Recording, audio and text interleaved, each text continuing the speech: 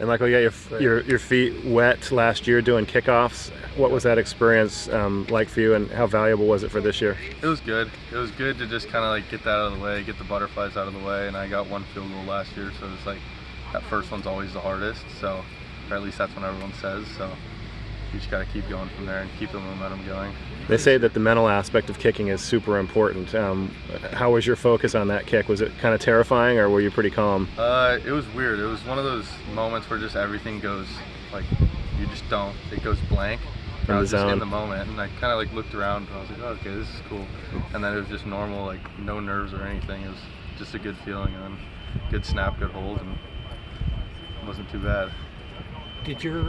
How were you introduced to kicking? Did your dad introduce you to it, or on your own? It was just kind of around me my whole life, since just my dad kicking, and then my brothers both kicked, and then my junior year of high school, I was like, okay, I'll try this now that my brother's gone, and I'll take over. And then I just started kicking and kind of fell in love with it, and just yeah. I'm assuming you never saw your dad kick, did you?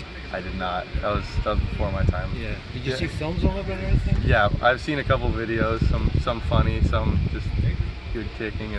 But it's cool. Does he coach you at all?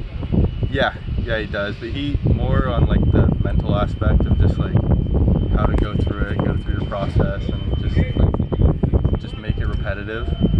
Like what are his instructions as far as that? It's kind of just like, first of all, find like your swing that you can repeat every time, and then just find your rhythm and like just stay in it. It's just, and every kick's the same kick, whether it's a PAT or a 60-yarder, just same kick, and have one swing, and it's like golfing with one club. So how far do you think you can go out and make a field goal? Around 65. Yeah, it's about my range. Yeah.